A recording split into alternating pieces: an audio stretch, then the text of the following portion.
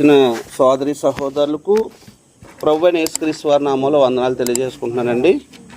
మనం ఈ దినాన్న కొన్ని శ్రేష్టమైన సంగతులు మనం గ్రంథం నుంచి ఆలోచన చేద్దాం. సువార్తకు వచ్చిన కొన్ని సంగతులు మనం ఆలోచన చేద్దాం. మహోన్నతుడైన మానవ జాతిని సృజించిన తండ్రి అయిన దేవుడు మానవ జాతికి అంతటికి ఆహ్వానం పంపించాడండి. ఆయన జగత్ పునాది వేయబడక మునిపే తన సంకల్పాన్ని నిర్ణయించి ఆయన ఏర్పాటును అనుసరించి కాలం పరిపూర్ణమైనప్పుడు తన ఏర్పాటును అనుసరించి తన కార్యాలు నెరవేరుస్తూ మానవ జాతికి ఒక ఆహ్వానాన్ని పంపించాడు. ఆహ్వానం అంటే మనందరికీ తెలిసిందే అండి. ఆహ్వానం అంటే ఏంటంటే తెలిసిన విషయమే.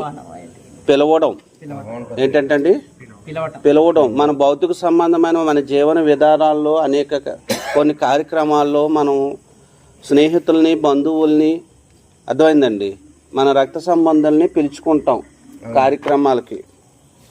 కాబట్టి దేవుడు మానవ జాతికి అంతటికి ఒక ఆహ్వానం పంపించాడు. అది ఎవరు ఎందు పంపించారో, ఎవరి ద్వారా పంపించాడో, ఎవరు ఎందు పంపించాడో, కాబట్టి ఆ సంగతులను మనం ఎరిగి ఉండవలసిన అవసరం ఉందన్నమాట అండి. మనం చూసినట్టయితే 2వ దశలోని పత్రిక 2వ అధ్యాయం 14వ వచనము, దేవుడు ఆహ్వానం పంపించాడు. సర్వ సృష్టికి సర్వ మానవాళికి ఒక ఆహ్వానం పంపించాడు. ఆ ఆహ్వానం గురించిన సంగతులు మనం ఆలోచన చేద్దాం ఈ దినాన. ఆ ఆహ్వానంలో ఏమి ఇమిడి ఉందో దాని గురించిన సంగతులు మనం ఆలోచన చేద్దామండి. మీరు ఇలాగున రక్షింపబడి మన ప్రభువైన యేసుక్రీస్తు యొక్క మహిమ పొందవలనని ఆయన సువార్త వలన మిమ్మును పిలిచెను. ఏ సువార్త వలన అంటండి? సువార్త వలన పిలిచాడు. సువార్త ద్వారా పిలిచాడు, అయితే సువార్త వలన పిలిచాడటండి. అంటే మానవ జాతికి ఆహ్వాన పత్రిక ఏంటంటే సువార్త. ఎలా పిలిచాడంటే సువార్త ద్వారా పిలుస్తున్నాడు. అర్థమైందా మీకు? మానవ జాతికి అంతటికి అర్థమైందా? ప్రభువైన యేసుక్రీస్తు వారు శరీరధారక దినాల్లో ఆయన తిరిగి లేచిన తర్వాత అపోస్తులకు కనబడుతూ ఆయన ఏం మాట్లాడారంటే సర్వలోకానికి వెళ్ళండి, సకల జనుల దగ్గరికి వెళ్ళండి, సర్వ సృష్టికి వెళ్ళండి, సువార్తను ప్రకటన చేయండి. ఈ సువార్త అన్నది దేవుడు మానవ జాతికి ఆహ్వానం యొక్క పత్రిక మాటండి, లేకపోతే ఆహ్వానిస్తున్నాడు, పిలుస్తున్నాడు మాటండి. ఎవరు పిలుస్తున్నారంటే సృజించిన దేవుడు, మానవుని సృజించిన దేవుడు. ఈ ఆహ్వానానికి ప్రతి ఒక్కరూ పిలువబడాలన్నది ఆయన ఉద్దేశం. పిలువబడాలి. ఎలా పిలువబడాలంటే ఆయన చిత్త ప్రకారం ఆయన ఏర్పాటు చేసిన విధానంలో పిలువబడాలి. ఎలా పడితే అలా పిలువబడకూడదండి. ఈనాడు లోకంలో పిలిచారు నన్ను అనే ఒక పదాన్ని పట్టుకుని, ఏమండి బ్రదరు నన్ను ఇలాగ ప్రత్యేకపరుచుకున్నాడు, లేదా నన్ను ఇలా ప్రత్యేకపరుచుకున్నాడు అన్నది ఒక భిన్నమైన ధోరణి వెళ్తుంది లోకంలో. అది సువార్త అన్నాడు, దాన్ని భిన్నమైన సువార్త అన్నాడు. దేవుడు పిలిచింది ఎవరిని? సర్వమానవాల్ని పిలిచాడు. ఒక్కటే విధానం పిలిచాడా? వేరు వేరు విధానాలు పిలిచాడా? ఒక్కటే విధానం పిలిచాడండి. అది గుర్తుపెట్టుకోవాలి. అర్థమైంది? నన్నో విధంగా, సహోదరుల విధంగా, మిమ్మల్ని విధంగా, లేకపోతే లోకంలో ఒక దేశాన్ని ఒక విధంగా, ఒక జాతిని ఒక విధంగా, కొంతమంది ప్రజలను ఒక విధంగా పిలవలేదండి. సర్వమానవాళికి, సర్వ సృష్టికి అర్థమైందండి దేవుడు ఆహ్వానం పంపించాడు. అది సువార్త ద్వారా పిలుచుకుంటున్నాడు దేవుడు. అది ఆ సువార్త ఏంటంటే మనం చూద్దామండి. ఎలా ఆ సువార్త ఎవరి ద్వారా ఎవరి ద్వారా పిలుచుకుంటున్నాడో చూద్దామండి. ఎవరి ద్వారా పిలుచుకుంటున్నాడో మనం చూసినట్టయితే గ్రంథం ఇలా మాట్లాడుతుంది దేవుని వాక్యం. 1 కొరింథీ పత్రిక 1వ అధ్యాయం 9వ వచనం మనం చూసినట్టయితే ఎందుకు పిలుస్తున్నాడు, ఎలా పిలుస్తున్నాడు అన్నది ఇక్కడ మనకు తెలియజేస్తాడు దేవుడు తన వాక్యం ద్వారా. మన ప్రభువైన యేసుక్రీస్తు అను తన కుమారుని సహవాసానికి మనం పిలుస్తున్నాడు. ఏమండి, ఎవరి సహవాసం? దేవుని యొక్క కుమారుడైన యేసుక్రీస్తు వారి సహవాసానికి పిలుస్తున్నారు. ఎవరు పిలుస్తున్నారు? దేవుడు పిలుస్తున్నాడు. అర్థమైందండి. పిలిచింది దేవుడు. ఎలాగంటే సువార్త. ఆ సువార్తలో ఏమిడి ఉన్న ప్రధానమైన కారణం ఏంటంటే తన కుమారుని సహవాసానికి. ఎందుకు తన కుమారుని సహవాసానికి పిలిచాడు దేవుడు? ఏమండి బ్రదరు, తన కుమారుని సహవాసానికి ఎందుకు పిలిచాడు? తన కుమారుని సహవాసానికే పిలిచాడు ఆయన. అర్థమైంది. దేవుడు నమ్మదగిన వాడు, నమ్మకమైన వాడు దేవుడు. అదే అది గుర్తెరగాలి మనం. దేవుడు ఆయన స్వభావాలు చూసినట్టయితే అబద్ధ మాట జాలని వాడు దేవుడు. నమ్మదగిన వాడు, వాగ్దానం చేసిన వాడు, నమ్మదగిన వాడని ఆయన తరాల్లో యుగాల్లో మనం చూసినట్టయితే ఆయన మాట ఇచ్చి నెరవేర్చాడు. ఇశ్రాయేల్ విషయాల్లో కానీ, అబ్రాహాంకి ఇచ్చిన వాగ్దాన విషయంలో కానీ, ఇశ్రాయేల్ విషయంలో కానీ, ప్రభువైన యేసుక్రీస్తుని శరీరధారిగా పంపించిన విషయంలో కానీ ఏం చేశాడటండి? నమ్మదగిన వాడిగా ఉన్నాడా? వాగ్దానం చేసి ఇచ్చాడా? పంపించాడా లేదండి? నెరవేర్చాడా లేదా? కాబట్టి ఇప్పుడు ఎవరి ద్వారా పిలుస్తున్నాడంటే మానవుల్ని, సకల జనుల్ని, దేవుని చేత సృజించబడిన మానవుల్ని సువార్త ద్వారా పిలుస్తున్నాడు అన్నమాట అండి. అర్థమైందండి. ఎందుకు పిలుస్తున్నాడు ఒకసారి మనం చూద్దామండి. మానవులు ఏ స్థితిలో ఉన్నారు? మానవుల్ని పిలవవలసిన పరిస్థితి ఏంటి? ఒకసారి అపోస్తుల కార్యం 26వ అధ్యాయం 18వ వచనాన్ని మనం చూద్దామండి. ఎందుకు పిలుస్తున్నాడో చూద్దాం. వారు ఏ స్థితిలో ఉన్నారు మనుషులందరూ?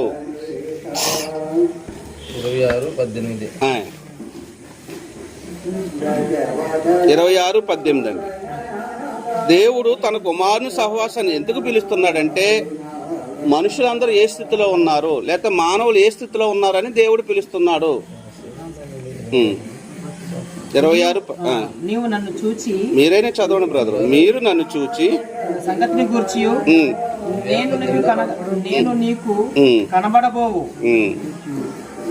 సంగతిని గూర్చి నిన్ను పరిచారకుని గాను సాక్షిని గాను నియమించుటకై కనబడి ఉన్నాను. నీవు లేచి నీ పాదములు మోపి నిలువుము. నేను ఈ ప్రజలను అన్యజనులను హాని కలగకుండా నిన్ను కాపాడేదను. వారు చీకటిలో నుండి వెలుగులోనికి. ఎక్కడున్నారు మనుషులు? చీకటి అంటే ఈ చీకటి కాదండి, ఈ పగలు రాత్రికి సంబంధించింది కాదండి. చీకటి అంటే చెప్తాను. చీకటి అంటే ఈ పగలు రాత్రికి సంబంధించింది కాదండి, ఈ కంటికి కనిపించేది కాదండి. చీకటి అంటే అర్థమైందండి. చీకటి అంటే మీకు అర్థం చెప్తాను. అర్థమైందండి. చీకటిలో నుంచి వెలుగులోనికి. ఎక్కడికంటండి? వెలుగులోనికి. సాతాను అధికారం నుండి. ఏ అధికారం అంటండి బ్రదరు? ఏ స్థితిలో ఉన్నారంట మనుషులు? సాతాను అధికారం. సాతాన్ని ఏమండి ఈ లోకాధికారి అన్నాడు. ఈ లోకములో యేసుప్రభు అన్నారండి ఇది. అలాగే ప్రభువైన యేసుక్రీస్తుని శోధించి ఈ లోకాధికారం నాకు ఇవ్వబడింది అన్నాడు. అర్థమైందండి. మనం చూస్తే లోకము దుష్టిని యందు ఉందని 1 యోహాను పత్రిక 5:19 వచనం మాట్లాడుతుందండి. 1 యోహాను పత్రిక లోకము దుష్టిని యందు ఉంది. అర్థమైందా మీకు? అంటే సాతాను అధికారంలో ఉన్నారు మనుషులు. ఎవరి అధికారంలో అంటే చీకట్లో ఉన్నారు, సాతాను అధికారంలో ఉన్నారు మాట అండి. పిలిచింది ఎవరిని? మనుషుల్ని. సువార్త ద్వారా పిలిచాడు. పిలిచింది దేవుడు. ఎవరి ద్వారా? తన కుమారుని ద్వారా పిలుస్తున్నాడు సహవాసానికి. అర్థమవుతుందమ్మా. ఇప్పుడు ప్రజలు ఏ స్థితిలో ఉన్నారంటే చీకట్లో ఉన్నారు. ఎక్కడున్నారటండి? చీకట్లో ఉన్నవారు మాట అండి. చీకట్లో ఉన్నవారిని పిలుస్తున్నాడు. అలాగే ఏ అధికారంలో ఉన్నారు? అధికారం అంటే మీకు తెలుసు కదండి. లోకంలో అధికారాలు మనకు తెలుసు కదండి. భూ సంబంధం అధికారాలు. ఇప్పుడు మన దేశం, మన రాష్ట్రం, ఇలాగా దేశాలకు ఒక అధికారాలు, ప్రతి అధికారాలు ఇవ్వబడుతున్నాయి అన్నమాట. అధికారులు అంటాం కదా మనం. అంటే ఒక ఇవ్వబడింది మాట. అర్థమైంది. అధికారం ఇవ్వబడింది మాట. అంటే అధికారం అంటే వారు ఏలుబడి చేసే కార్యక్రమం అన్నమాట అండి. ఇప్పుడు మనుషులు ఎవరి ఏలుబడిలో ఉన్నారు? అపవాది యొక్క అధికారంలో, అపవాది యొక్క చెరలో ఉండిపోయారని కూడా మాట్లాడుతున్నారు. లేదా అపవాది అపవాది నడిపిస్తున్నాడు వాళ్ళని, సృజించిన దేవుడు కాదు. అర్థమైందండి? అందుకే ఇప్పుడు ఈ చీకటి అంటే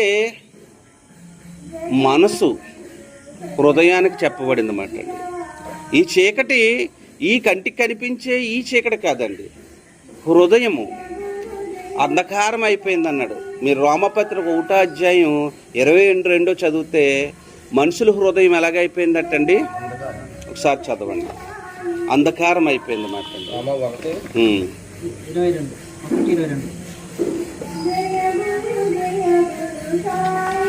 చదవండి. రోమపత్రిక 1వ అధ్యాయం 22వ వచనం. దేవుని వాక్యం ఏం చెప్తుందంటే, వారి చీకటి అంధకారం అంటే అధికారం అంటే చెప్తున్నాం. అధికారం అంటాడు అక్కడ. వారి అవివేక హృదయము అంధకారమాయను, తాము జ్ఞానులమని చెప్పుకొనుచు బుద్ధిహీనులైరి. అంటే హృదయం ఎలా ఉందటండి? చీకట్లో అంటే చీకటి అంటే తెలుసు కదండి. చీకట్లో ఏమన్నా కనపడుతుందండి? ఏం కనపడదు కదా మనకి. కాబట్టి వారి హృదయం ఏమైపోయిందండి? చీకటి అంటే అంధకారం అని అర్థం. ఏది చెయ్యాలో తను ఎవరో తను ఎరగని స్థితికి వెళ్ళిపోయారండి. ఏమండి? తను ఏ స్థితిలో తను ఎవరో తను ఎరగని స్థితికి వెళ్ళిపోయి తను సృజించిన నిజ దైవాన్ని లేకపోతే నిజ దేవుణ్ణి ఎరగని స్థితిలోకి వెళ్ళిపోయారు అన్నమాట అండి. అర్థమైంది? తను సృజించిన దేవుణ్ణి ఎరగలేదు, నిజ దేవుణ్ణి ఎరగకుండా చూచిన వాటి అందే చూస్తున్నాడు కదా, కంటికి కనిపించే వాటి అందు మనసు పెట్టేశాడు అన్నమాట. అప్పుడు హృదయం ఏమైపోయిందంటే అంధకారం అయిపోయింది అన్నమాట అండి. జ్ఞానం ఉంది కదండి మనకి, లోక జ్ఞానం వేరు, దేవుని జ్ఞానం వేరు. అలాగే దేవుడిచ్చిన భౌతిక జ్ఞానం కూడా ఒకటి ఉన్నది. ఏంటంటే మనం ఫలించి అభివృద్ధి చెంది ఈ భూమి మీద విస్తరించడానికి దేవుడు ఏర్పాటు చేశాడు.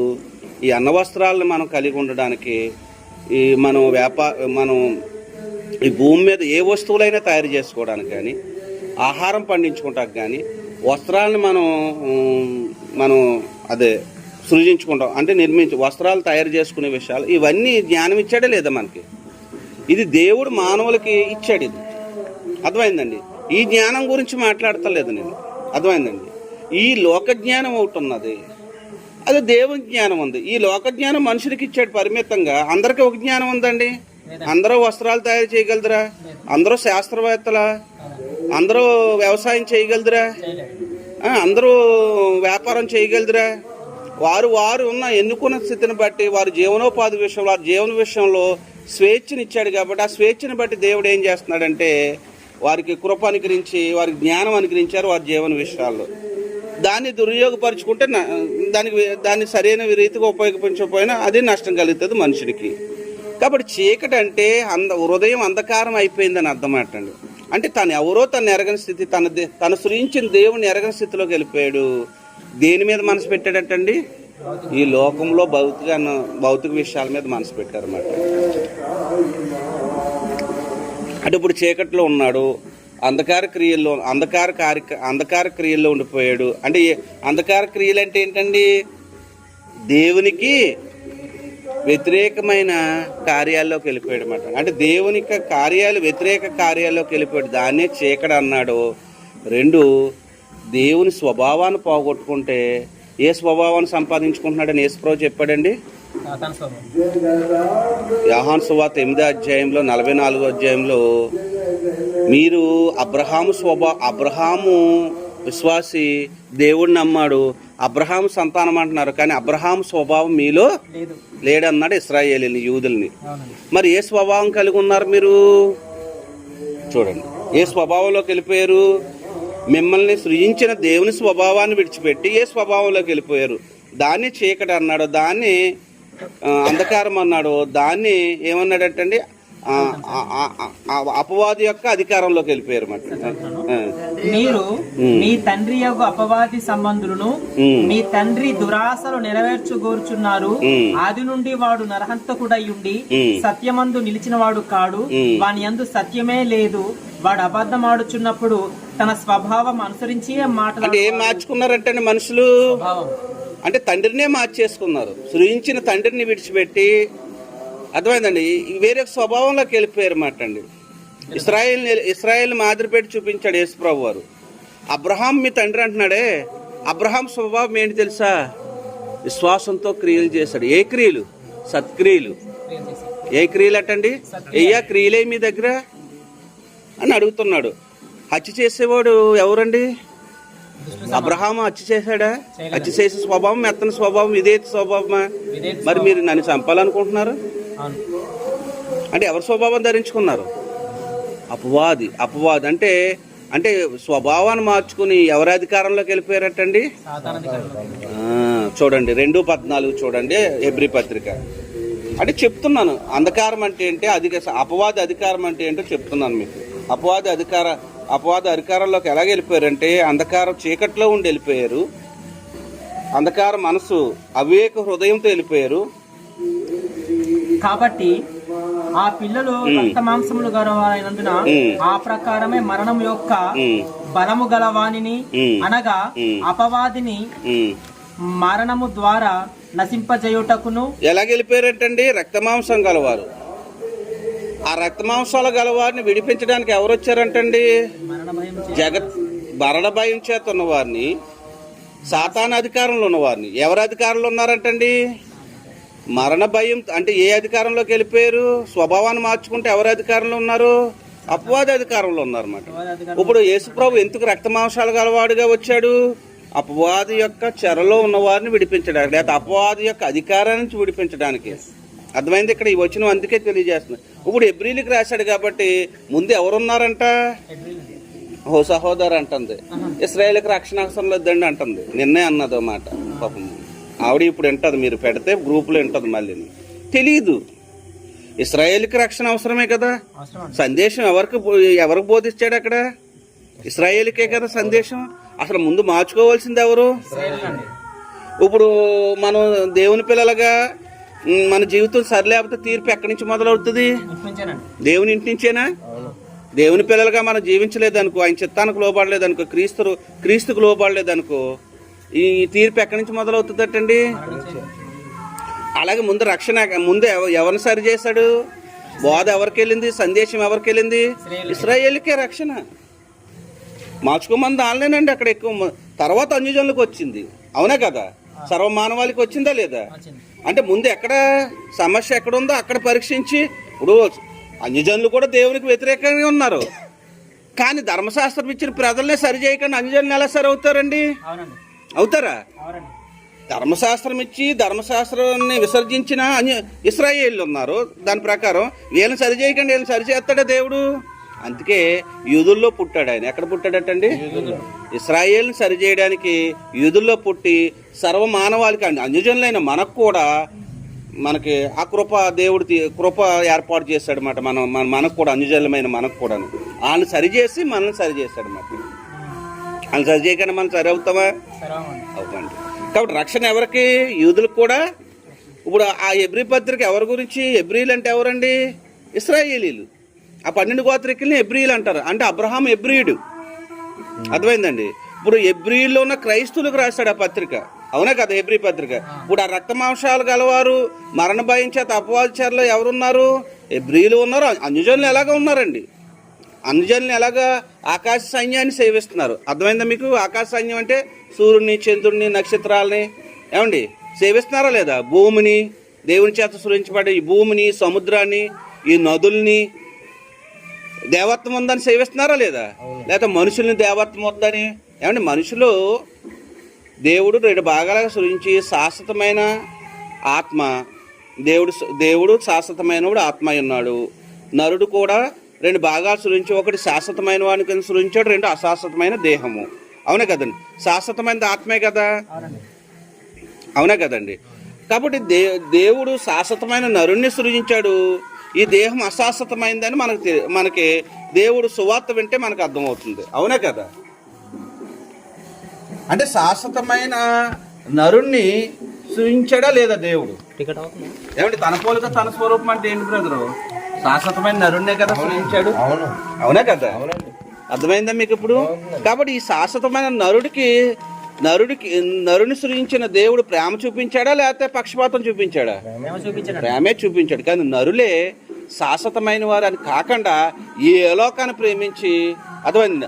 అపవాది ఎలాగైతే దేవుని యొక్క తీర్పులోకి వెళ్ళిపోతాడో అలాగే ఈ శాశ్వతమైన నరులను కూడా అపవాది ఏం చేశాడంటండి, తన చెరలో పెట్టుకుని శాశ్వతమైన తీర్పులోకి, మరణ భయం అంటే తెలుసు కదండి, శాశ్వతమైన భౌతిక మరణం గురించి మాట్లాడేదండి, శాశ్వత మరణంలోకి తీసుకెళ్ళిపోతున్నాడు అన్నమాట.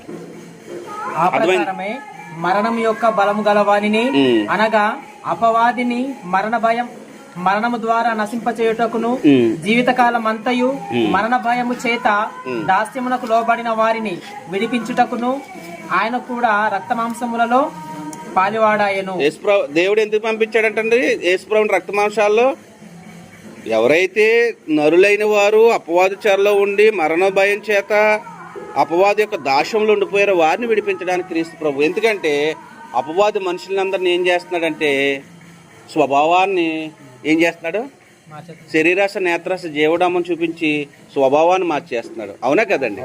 ఏమండి, యథార్థంగా ఆదాము అవ్వమ్మలు అపవాది రాకముందర దేవుని స్వభావం కలిగి జీవించారా లేదా? ఏమండి, ఉపదేశం చేశాడా లేదా? అపవాది బోధ చేశాడా లేదా? బోధ చేస్తే ఏం మార్చాడండి? స్వభావమే కదా మార్చాడు. ఈనాడు కూడా బోధలు ఏం చేస్తున్నాయండి, మనుషుల్ని మార్చేస్తున్నాయా లేదండి? ఈనాడు లోకంలో అనేకమైన మతాలు ఉన్నాయి, విశ్వాసాలు ఉన్న వాళ్ళు ఈనాడు గ్రంథాన్ని పట్టుకుని మత నాయకులు కూడా స్వభావాలు మార్చేస్తున్నారండి. అర్థమైందా మీకు ఇప్పుడు? కాబట్టి ఏ స్వభావం నుంచి ఏ స్వభావంలోకి మారిపోతున్నారండి. అపవాది ఏం చేస్తున్నాడంటే పాపం తన చేస్తున్నాడా బోధ చేస్తున్నాడా? చెప్పండి అండి. బోధ చేస్తున్నాడా చెయ్యి పట్టుకెళ్ళి తీసి చేస్తున్నాడా? బోధ చేస్తున్నాడండి. బోధ చేసి తాను దేవునికి మనుషున్నే దేవునికి దూరం చేసేస్తున్నాడండి. ప్రేమతో తన పోలిక తన స్వరూపం ఇచ్చిన మానవుణ్ణి దేవునికి దూరం చేసేస్తున్నాడు బోధ ద్వారా. అది ఏ బోధ అన్నాడు? అబద్ధ బోధ ద్వారా. ఏ బోధ అండి? అబద్ధ బోధ. అంతే కదా, అపవాది చేసింది అబద్ధ బోధే కదా. అంటే మొట్టమొదటి నరుడు ఏమైపోయాడండి? పాపం చేశాడా లేదా? ఆజ్ఞ మీరి. అలాగే మనుషులందరూ ఏం చేశారంటే అపవాది చెరలో ఉన్నవారు పాపం చేసి దేవునికి దూరం అయిపోయారు. వారు ఏ స్థితిలో ఉన్నారంటే చీకట్లో ఉన్నవారు, అపవాది చెరలో ఉన్నవారు అన్నమాట. ఈ అపవాది చెరలో ఉన్నవారిని దేవుడు ఆహ్వానం పంపించాడు అన్నమాట. తన కుమారుని సహవాసానికి తన కుమారుని పంపించి జగత్తుకు ముందర నిర్ణయించి కాలం పరిపూర్ణమైన పంపించి మానవ జాతిని అంతటిని అపవాదికి ఏ శిక్ష ఉందో శాస్త్రం ఆ శిక్ష నుంచి తప్పించడానికి దేవుడే యేసుప్రభుని పంపించాడు అన్నమాట. యేసుప్రభు ఎందుకు వచ్చాడంటే అపవాది క్రియలు లయపరిచి, ఏ క్రియలు లయపరిచాడంటండి? అపవాది క్రియలు లయపరిచాడా లేదండి?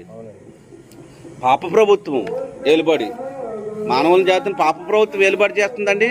నువ్వు తినుము త్రాగుము సుఖించుము ఎలాగైనా ఉండుము, మోసం చేసుకో, అర్థమైంది, ఇవే కదా లోకంలో కనపడ్డాయి, ఎలాగైనా బ్రతకొచ్చు అనే కదండి.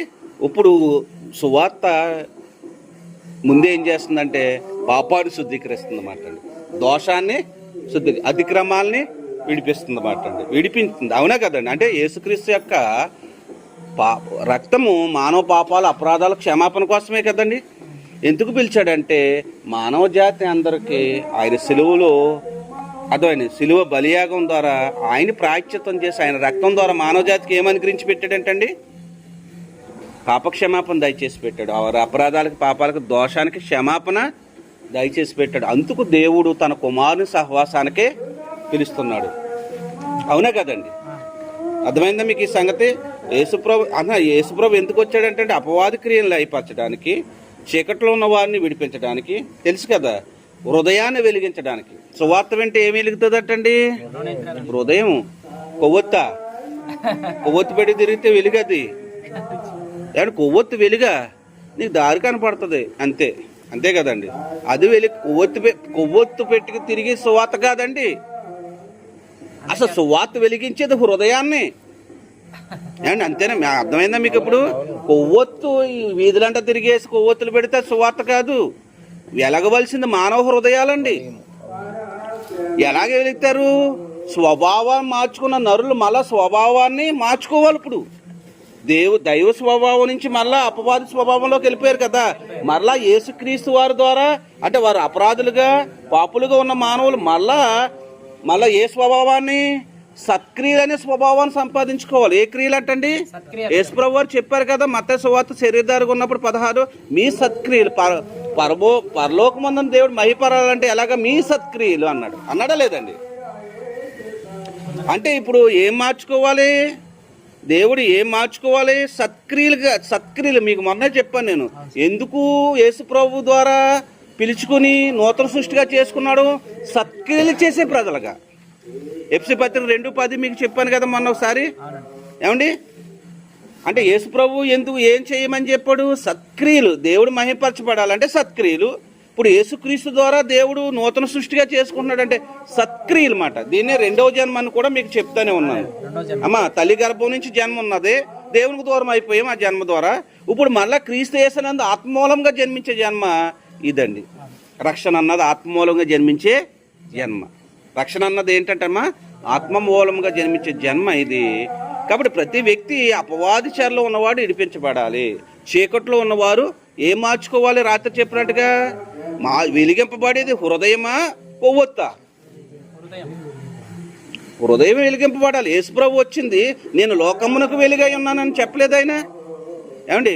యోహాను సువార్త 8వ అధ్యాయంలో నేను లోకమునకు వెలుగై ఉన్నాను, లోకాన్ని వెలిగించడానికి వచ్చాను నేను అని చెప్పారండి ఆయన శరీరధారిగా ఉన్నప్పుడు. అంటే యేసుప్రభు లోకాన్ని వెలిగించాడు. సువార్త మనుషుల్ని ఏం చేస్తుంది? అలాగే యోహాను 1వ పత్రిక దేవుడు లోకమునకు వెలుగై ఉన్నాడని చెప్తుందండి. దేవుడు వెలుగై ఉన్నాడని చెప్పలేదా? యేసుప్రభు కూడా లోకానికి వెలుగై ఉన్నాడని చెప్పిందా?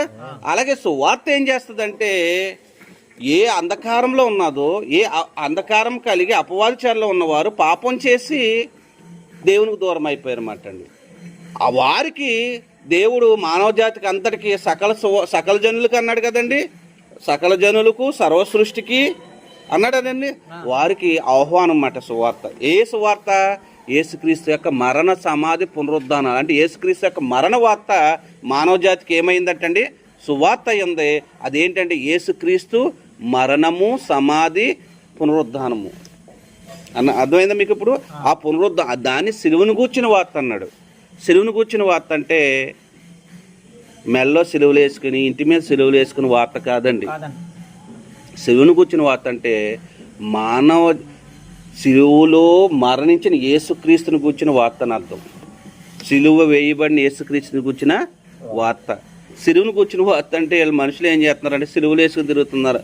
చూడండి, మత సంబంధమైన శాఖల్లో సిలువ పెట్టి ప్రార్థన చేసి సిలువ పెట్టి ఏం చేస్తున్నారంటండి, ఏదో ఏం చేస్తున్నారు, దెయ్యాలు వెళ్ళిపోవాలని ఇలా పెడతారు సిలువలు.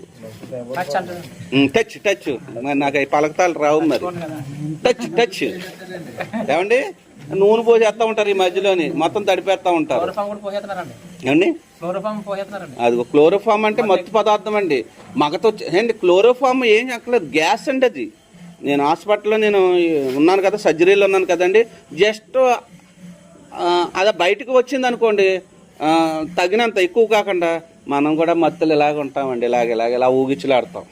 క్లోరోఫామ్ అన్నది మత్తు గ్యాస్. అది మనకి టీఆర్ గ్యాస్ అని ఉంటుంది కదా, ఇప్పుడు ఏమైనా ధర్నాలు చేస్తూ ఉంటే ఈ మత్తు పదార్థం. టీఆర్ గ్యాస్, క్లోరోఫాము మత్తు పదార్థం అన్నట్టండి. అది ఆ రెండు నిట్రేటును, నైట్రోజన్, క్లోరోఫామ్ కలిపితే మగత వచ్చి గురకెడతాడు మనిషి,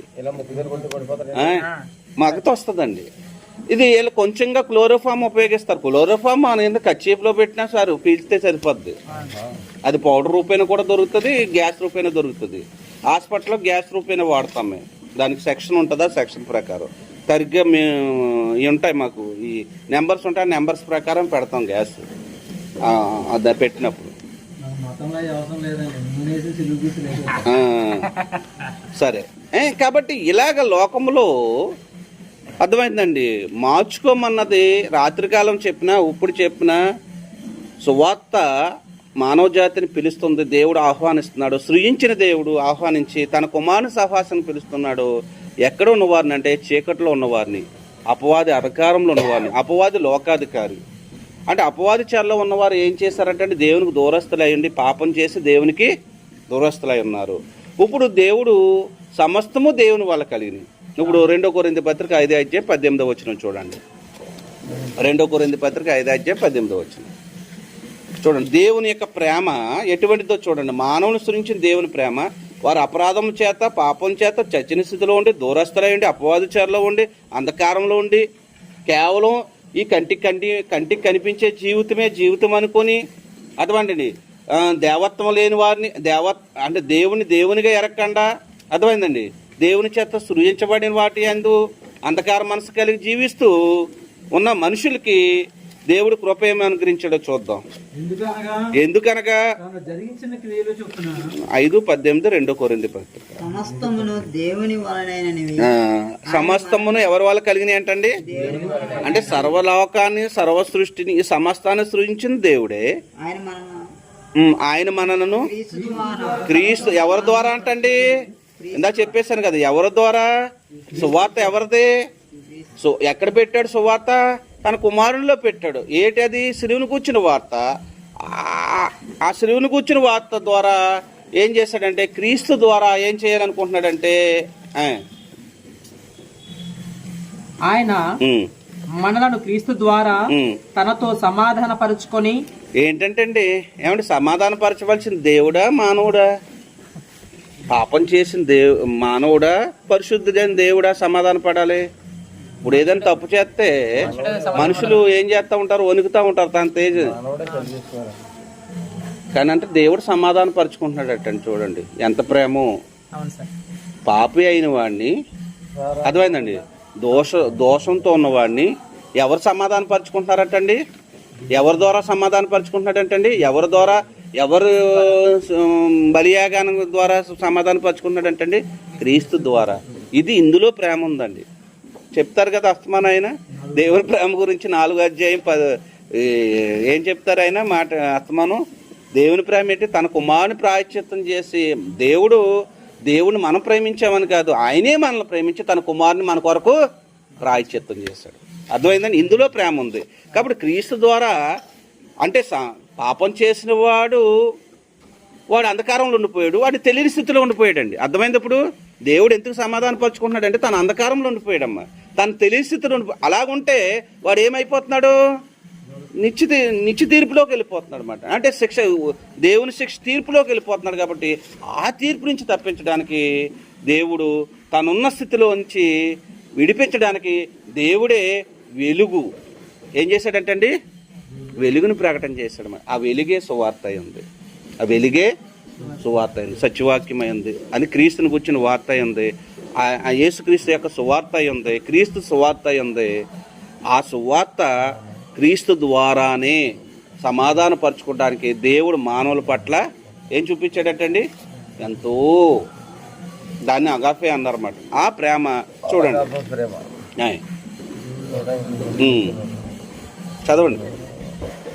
చదవండి అదంతా.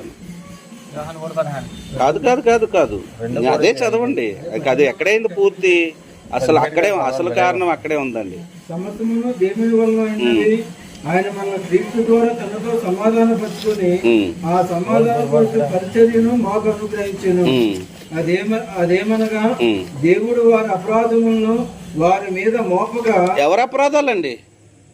మనుషులు అపరాధం చేసింది ఎవరండి? మనుషులు.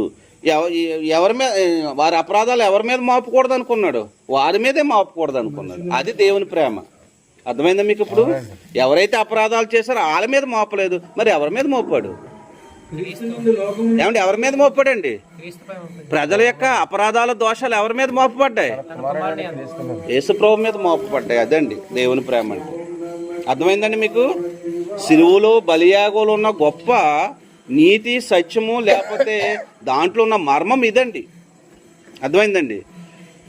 అపరాధాలు దోషాలు చేసింది మానవులైతే ఎవరి మీద మోపాడంటండి దేవుడు? యేసుప్రభు మీద మోపి ఎవరిని విడిపించాలనుకుంటున్నాడు? తన సృజించిన తన సంతానమైన మానవుల్ని, లేకపోతే నరుల్ని, లేకపోతే మనుషుల్ని. అర్థమైందండి? చదవండి. మన మీద మోపగా లేకపోతే వారి మీద మోపగా అన్నాడు.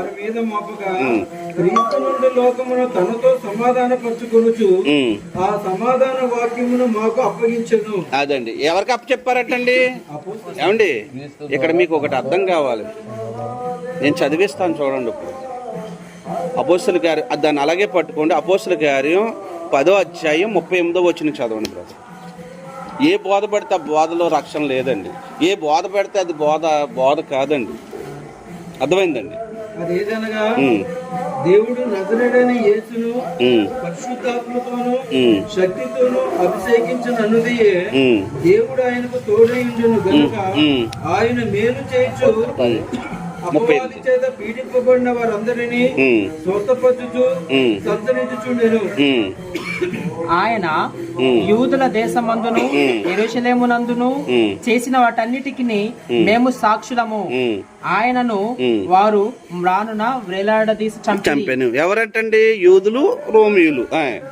దేవుడు ఆయనను 3వ దినమున లేపి ప్రజలందరికీ కాక దేవుని చేత ముందుగా ఏర్పరచబడిన సాక్షులకే, అనగా ఆయన మృతులలో నుండి లేచిన తరువాత ఆయనతో కూడా అన్నపానములు పుచ్చుకొనిన వారే మాకే అన్నారు. ఎవరంటండి?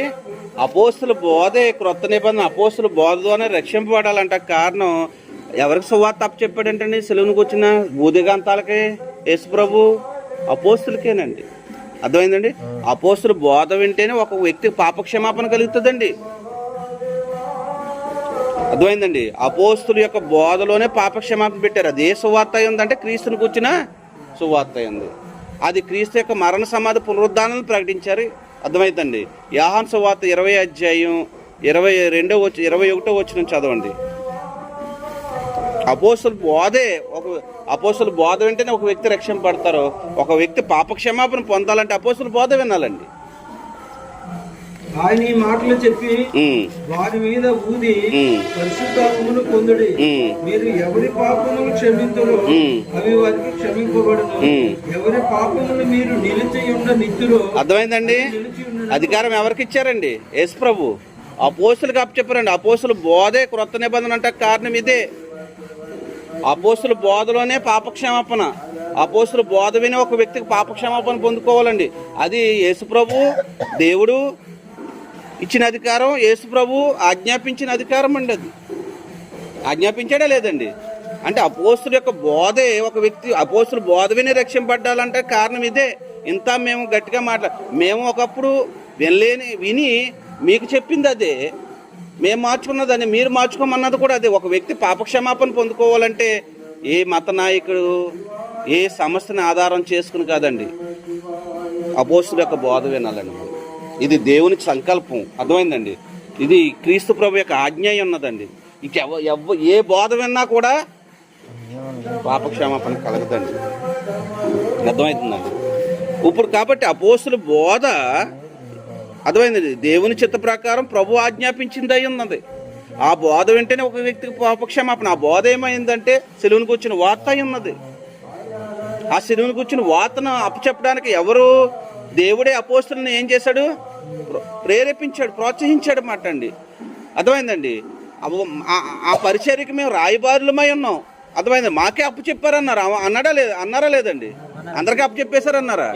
ఈనాడు ఏమంటున్నారు? ఈ లోకంలో ఈ మత శాఖలైన ఈ పాస్టర్లు అనబడే వాళ్ళండి, ఈ మత నాయకుల సంస్థలు ఒక్కొక్క కుంపట పెట్టుకుంటున్నారు. ఎందుకు? ప్రత్యేకత అయితే ఇంక బైబిల్ ఎందుకండి వీళ్ళకి? ఎందుకు బైబిల్ పట్టుకుంటున్నారు వీళ్ళు?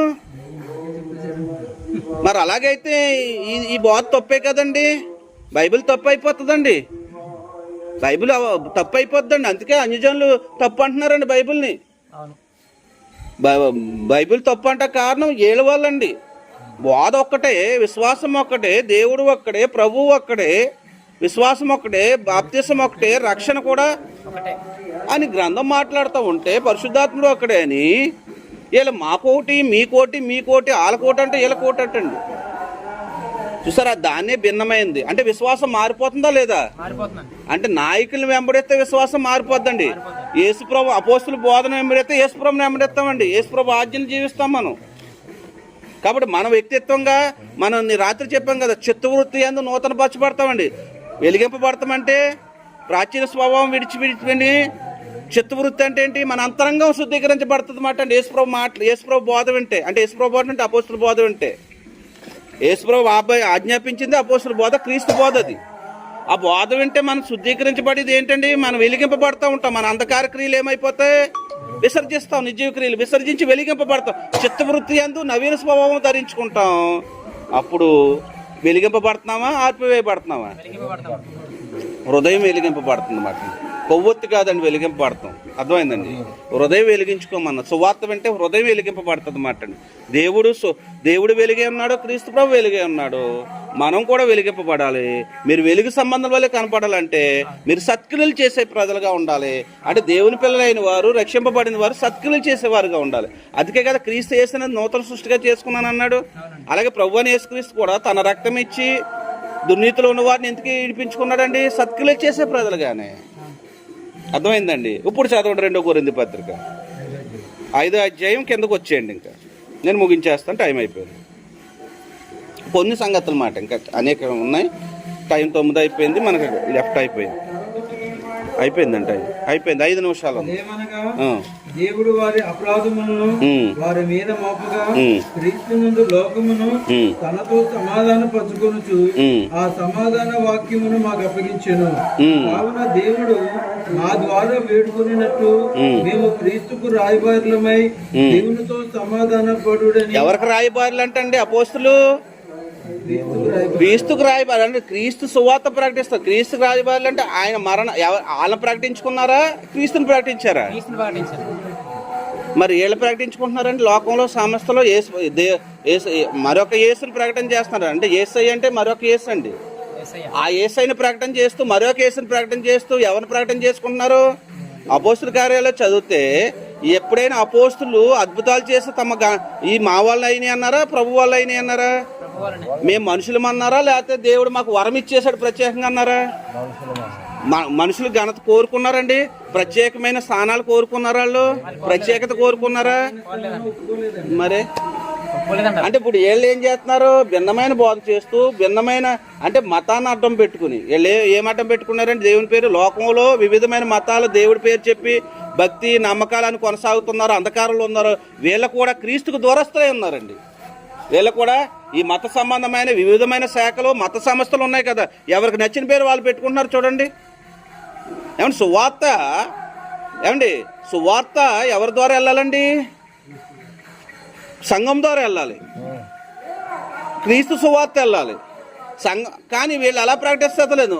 ఒక మతాభిమానిని పెట్టి ఆ మతాభిమాని ఆజ్ఞలే అంటారు, కానీ యేసుప్రభుని కూడా పక్కన పెట్టేస్తారండి. ఇప్పుడు నేను చూస్తాం కూడా కొన్ని ఒకరి దగ్గరికి వెళ్తున్నాం మనం, ఒకరు వింటున్నారా మన మధ్య? ఈ చుట్టుపక్కల కొన్ని గ్రామాలు మనం వెళ్ళి ప్రకటన చేస్తాం, వాళ్ళు వింటున్నారా? మతాభిమాని మాటలు వింటున్నారండి. ఆ పీడి సుందరరావు అన్నయ్య మతాభిమాని, అతని మాటలే వింటున్నారు. యేసుప్రభు మాటలు వింటలేదండి వాళ్ళు. దేవుని సంకల్పం అవసరం లేదు, యేసుప్రభు రక్షణ అవసరం లేదు, యేసుప్రభు ఇచ్చే రక్షణ అవసరం లేదు. మతాభిమానుల మాట అంటే ఎవరు? అతను కలిగిన జ్ఞానం ప్రకటన చేస్తున్నాడు, సంకల్పమని మాట్లాడుతూ సంకల్పాన్ని ప్రకటన చేయని వ్యక్తి మాట. ఎందుకంటే మాకు తెలుసు ఆ విషయం, అర్థమైందండి? కాబట్టి ఆలోచన చేయండి. ఎవరికి రాయబారులు అంటే అపోస్తలు క్రీస్తుకు రాయబారులు. ఎవరి పక్షాన్ని అంటే పిలుస్తున్నారు? దేవుని పక్షాన్ని పిలుస్తున్నారు. అర్థమైందండి? ఇప్పుడు చదవండి కిందకి కంటిన్యూషన్. కావున దేవుడు మా ద్వారా వేడుకున్నట్లు మేము క్రీస్తుకు రాయబారులమై దేవునితో సమాధాన పడుడని క్రీస్తు పక్షముగా మిమ్మును బతిమాలుకొనుచున్నాము. ఎందుకనగా మనం ఆయన యందు దేవుని నీతి అగునట్లు పాపమెరుగని ఆయనను మన కోసము పాపముగా చేసెను. ఎవరి నీతి అవ్వాలంటండి? దైవనీతి ఎక్కడ ఉంటుందండి? ఏమండి, సిలువ మరణంలో ఎవరి నీతి ఉందంటండి? యేసుప్రభు సిలువలో మరణంలో ఏం పెట్టాడు? దైవనీతి ఉందండి. అక్కడ మానవుల్ని వారి అపరాధాలు వాళ్ళ మీద మోపక వారికి విడుదల కలగజేసే దైవనీతి ఎక్కడ ఉందండి? ఉచితమా, డబ్బులా? కొత్త బట్టల 2000 కానుక. ఏమండి, కొంతమంది అయితే కార్లు బళ్ళు కూడా కొనిపించుకుంటున్నారు కదా. ఏ సాఫ్ట్వేర్ ఉద్యోగాల వ్యవస్థలు అయితే తెలుసా మీకు? బాప్తీసాల కంటే కార్లు కూడా కొనిపించుకుంటారంటే ఈ పాస్టలు అనబడేవాళ్ళు. ఇక ఇలా ఈ పెద్ద సంస్థలు ఉన్నాయి కదండి, సాఫ్ట్వేర్ ఉద్యోగాలకు వాళ్ళే ఇస్తున్నారటండి. మీరు ఎంత ఇస్తారు? ఇంతకు దేవుని సేవకు అంటారు, వీళ్ళకి కాదు. వీళ్ళ కోసం అది ఆస్తులు. ఎంత పావలా ఖర్చు పెడతారు. ఖర్చు పెట్టకపోతే రాజకీయ నాయకులు కూడా ఖర్చు పెడతారు కదా. ముప్పావలాలో పావలా ఖర్చు పెడితే ఓటు ఎవరు వేస్తారు వాళ్ళకి? వీళ్ళు కూడా అలాగా మనుషులు ఎదుటి ఏది ధర్మ కార్యాలు చేస్తున్నామని చూపిస్తారన్నమాట. ఏమండి చూపిస్తున్నారా లేదా? అన్యజనులు చేస్తున్నారండి అలాగే. వారు ధర్మం పేరు చేస్తలేదండి. అంత మాత్రాన వాళ్ళకి రక్షణ ఉందండి? అంత మాత్రాన దేవుని ఎరిగారా వాళ్ళు? ఏమండి ఎరిగారా? కాబట్టి ఆలోచించేయండి. దేవుని నీతి సిలువలో ఉంది. సిలువ మరణంలో దేవుని నీతి. పాపం ఎరగని ఆయన మన కోసం పాపంగా చేశారు. దేవుడు తన కుమారుని సహవాసానికి పిలుస్తున్నాడు. సువార్త ద్వారా దేవుడు మనల్ని పిలుచుకున్నాడు. దేవుడు మానవ జాతికి అంతటికి ఆహ్వానము సువార్త. అదండి ఎక్కడ ఆ సువార్త విని ఎక్కడి నుంచి విడిపించబడాలంటండి? చీకటిలోంచి, అపవాది చెరలోంచి విడిపించి తన కుమారుని సహవాసాన్ని పిలుచుకుని తన పిల్లలుగా మనల్ని చేసుకుంటున్నాడు. మళ్ళా ఎవరు పిల్లలు అంటండి? దేవుని పిల్లలు అన్నాడు. నేను మీకు దేవుడిని అయిందును, మీరు నాకు ప్రజలు అయిందురు. కాబట్టి అలా దేవుని పిల్లలుగా సువార్త ద్వారా దేవుడు మనల్ని పిలుచుకుని ఆయన కుమారుని సహవాసాన్ని పిలిచి ఆయన కుమారుని యందు పాపక్షమాపణ దయచేసి పెట్టి ఆయన పిల్లలుగా మనం జీవించాలని, ఆయన మహిమపరచాలని దేవుడు కోరుకుంటున్నాడు. కాబట్టి ఆయనకి ఇష్టమైన రీతిగా ఆయన చిత్తానికి లోబడి మనం జీవించాలని చెప్పబడిన ప్రతి సంగతిని బట్టి నన్ను హెచ్చరించుకుంటూ మిమ్మల్ని హెచ్చరిస్తూ ఇటు అవకాశం ఇచ్చి తండ్రి అయిన దేవునికి ప్రభు ద్వారా కృతజ్ఞతాస్తుతులు చెల్లించుకుంటూ అలాగే కూడి వచ్చిన నా తోటి సోదరి సహోదరులకు ప్రభునామాలు వందనాలు తెలియజేసుకుంటూ సమయం అందజేసిన సహోదరులకు తిరిగి సమయాన్ని అందజేస్తున్నాను.